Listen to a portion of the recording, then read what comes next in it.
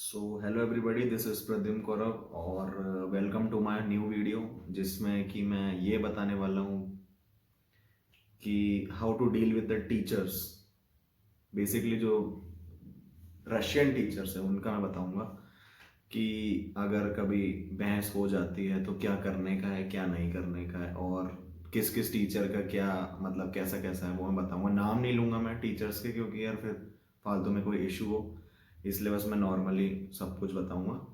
तो देखते रहिए मेरा चैनल एंड सब्सक्राइब जो नहीं आया न्यू आए हैं, क्योंकि मैं भी खुद इतने दिनों बाद आया हूँ टॉपिक लेके। तो और दूसरी बात कि जिसको यार मतलब सजेशन देना रहता है मेरे को वीडियो का, वो मेरे को इंस्टाग्राम में डीएम कर दिया करो, मैं वहाँ जाके बना दूंगा। मैं सबके सबके मैसेजेस रिप्लाई करता हूँ। जिसको कोई दिक्कत होती है व्हाट्सएप में या यहाँ पे कहाँ जहाँ पे भी आपको रिप्लाई करना है आपकी श्रद्धा से। ठीक है, तो देखते रहिए मेरा चैनल, स्टार्ट करता हूँ।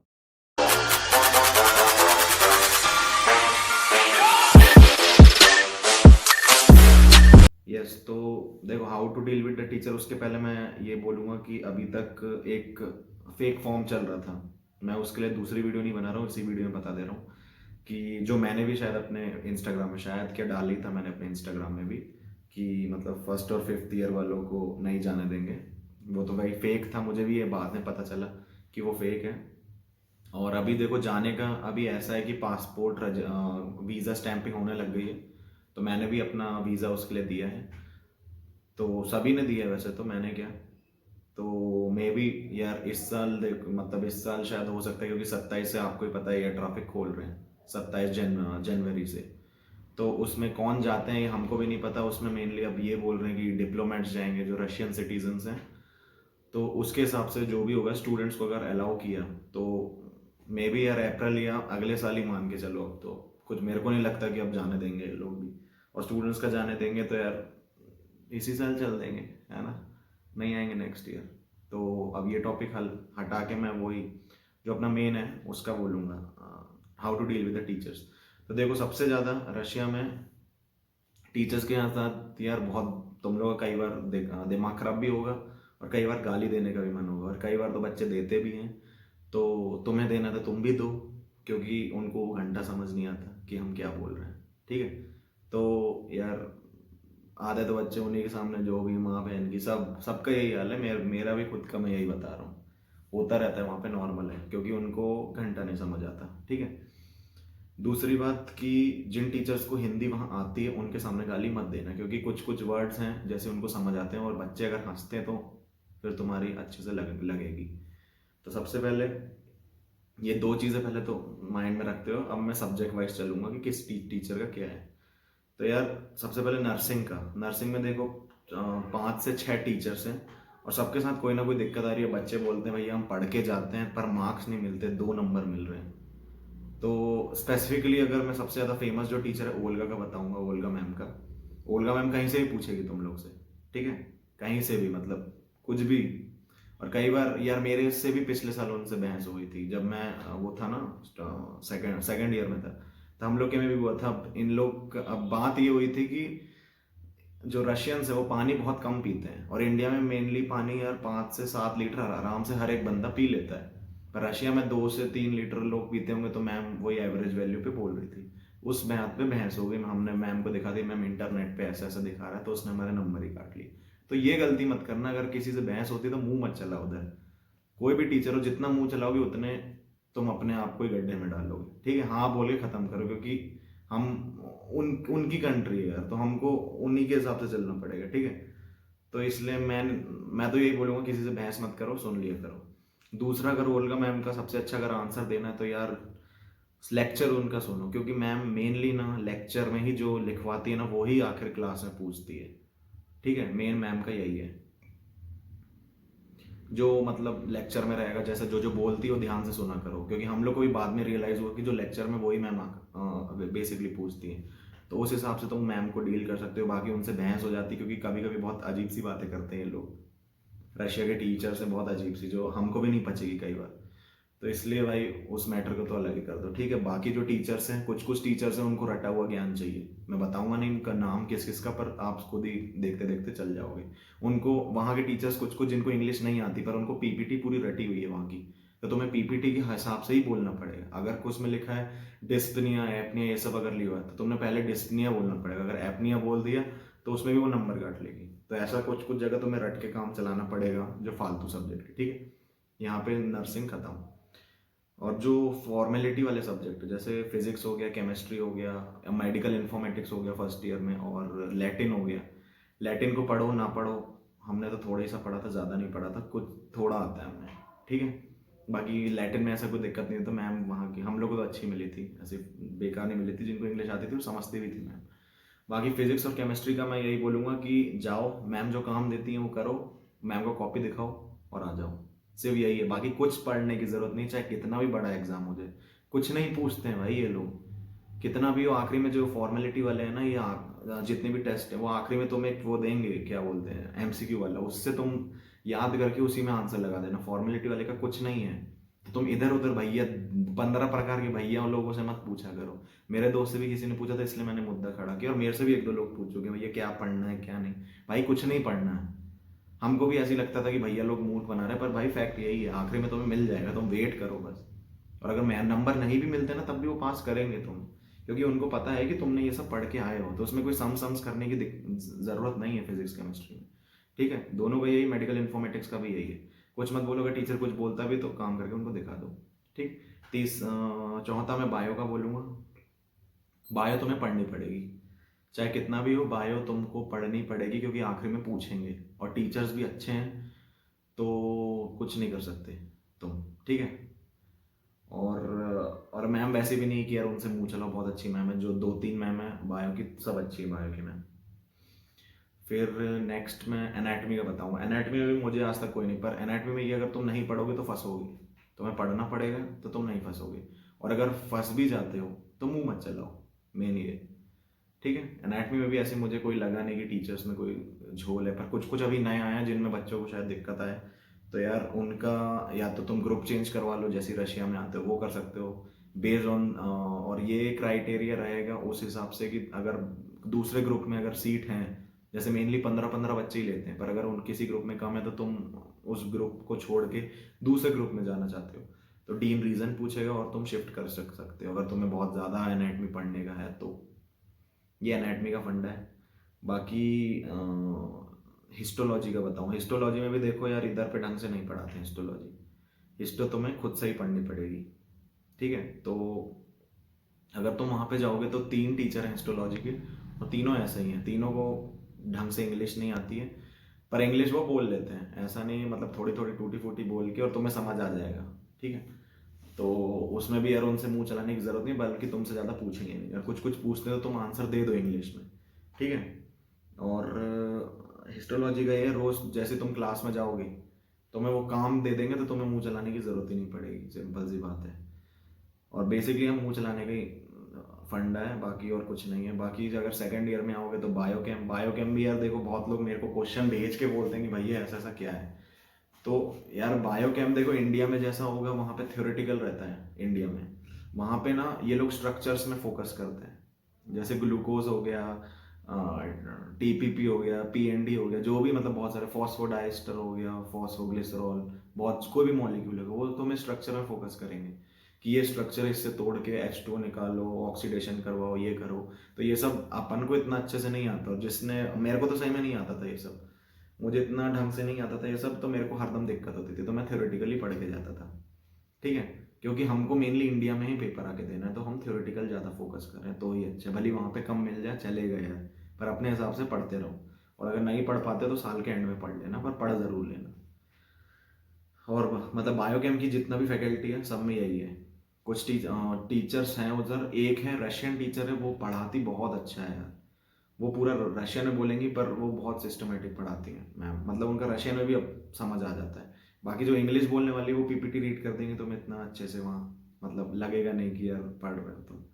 पीपीटी रीड करेंगे तो मैं समझाएंगे, क्वेश्चन पूछेंगे, एमसीक्यू होंगे, और जो प्रैक्टिकल होता है वो होगा, ठीक है। फिजियोलॉजी हो गया। फिजियोलॉजी में तो यार लगते हैं बच्चों के अच्छे से, क्योंकि टीचर्स भी अच्छे हैं और पूछते भी अच्छे हैं, बुरी तरह पूछते हैं वो लोग। तो और फिजियोलॉजी यहाँ पे कम ही पढ़ते हैं बच्चे, ज़्यादा पढ़ते नहीं हैं, पता नहीं क्यों। इसलिए मैं बोलूँगा एक दिन पहले पढ़ के जाओ, क्योंकि सेकंड ईयर तुम्हारा एनाटमी अगर दिसंबर में हो जाता है तो उसके बाद फ्री रहता है, तो ढंग से पढ़ के जाओ। और फिजियोलॉजी में भी ऐसी कोई दिक्कत नहीं है। फिजियोलॉजी में बस इतना रहता है कि एक बुकलेट मिलती है, वो क्वेश्चन आंसर्स की रहती है, तो वो तुम तो देख के ही छापोगे, नॉर्मल सी बात है, सब वही करते हैं। बाकी तुम्हें अपने मन से लिखना है तो वो भी कर सकते हो। बाकी बुक पढ़ के जाओ, और एक क्वेश्चंस रहते हैं हर क्लास में, वो तुम मतलब पहले से करके जाओ, और वो फिर वहाँ जाके टीचर्स अगर पूछता है तो सुनाओ।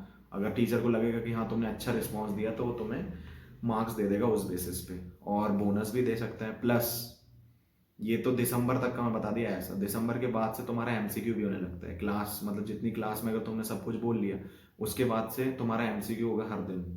हर दिन नहीं, मतलब जो भी क्लास रहती है उस दिन, ठीक है। 10 एमसीक्यू होंगे पूरे चैप्टर में से, और वो पहले से दे दिए जाते हैं। एमसीक्यू बहुत सारे रहते हैं, 100-150 एमसीक्यू रहते हैं, उनमें से सिर्फ 10 आते हैं, तो तुम्हें वो भी पढ़ के जाना पड़ता है।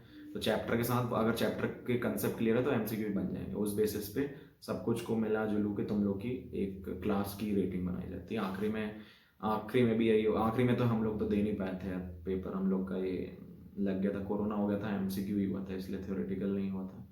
पर कुछ कुछ सीनियर्स का देखा था मैंने, उन लोग का मतलब इंटर वो फेस टू फेस लिया था उनका भी एग्ज़ाम, तो उस टाइम तो बहुत ज़्यादा था, इसलिए हम लोग को एमसीक्यू लिया था और टाइमर आइमर लगा रखा था।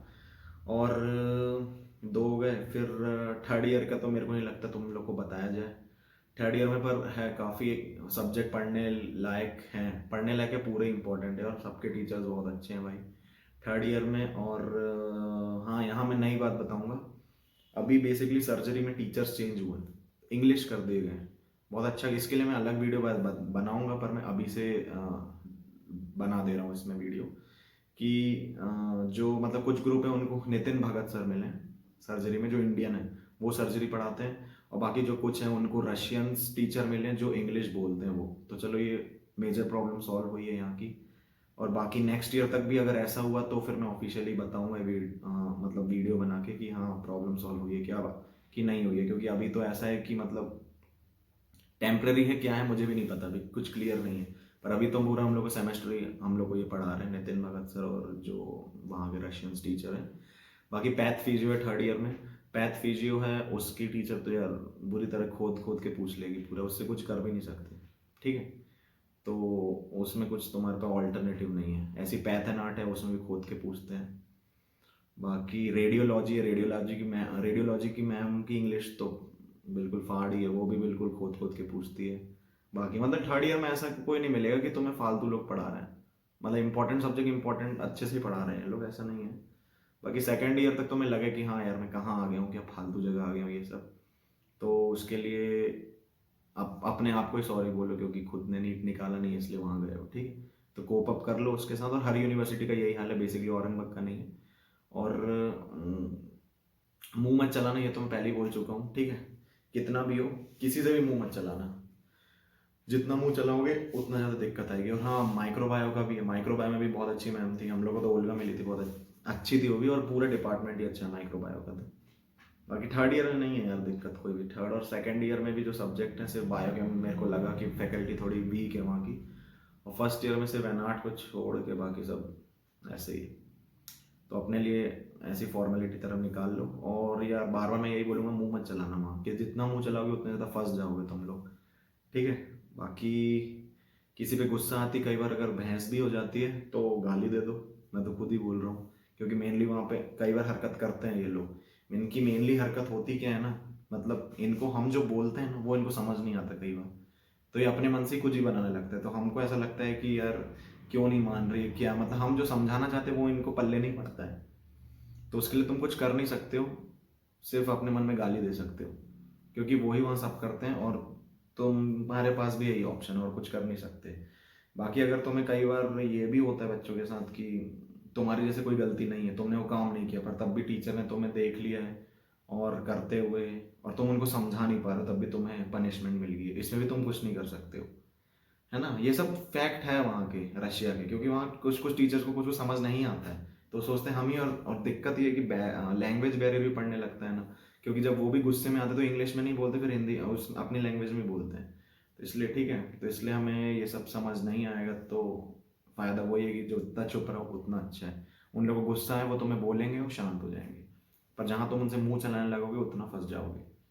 ठीक है, बाकी बाकी कोई दिक्कत नहीं है वहाँ पे। और बाकी अगर कुछ होता है तो बताता रहूँगा मैं नेक्स्ट वीडियो में, या जैसे ही वीडियो आती है मेरी। तो बस इतना ही बोलना था। बाकी सर्जरी में देखो यार, कुछ कर नहीं सकते हो, बस ये है कि तुम लेक्चर अच्छे से कर सकते हो, क्योंकि जो पीपीटी दी हुई है, कुछ कुछ टीचर्स है वहाँ पे जो तुमसे पीपीटी पूछेंगे। सर्जरी में नहीं, सॉरी, नर्सिंग में, अगर मैंने गलती से बोल दिया सर्जरी तो नर्सिंग में बोल रहा हूँ मैं। और पर ओल्गा मैम का स्पेसिफिक है, वो यार कहीं से भी पूछती है। तो तुम ये मत सोचना कि जितना मतलब पीपीटी में दिया है या वो है, और कोई बुक कुछ नहीं है सर्जरी की। जो वो सिखाते हैं बस उतना सीखना है, और सही में अच्छी चीज़ें सिखाते हैं, वो गंदी नहीं सिखाते फालतू की। तो ओल्गा मैम से अगर बचना है तो यार लेक्चर रट लो पूरा, जो वो बोलती है बिल्कुल, या तो रिकॉर्ड कर लो या कहीं पे लिख लो, क्योंकि उन्हीं में से कुछ कुछ मैम पॉइंट बना के पूछती है, और क्लिनिकल भी मैम अच्छे से पूछती है। ठीक है।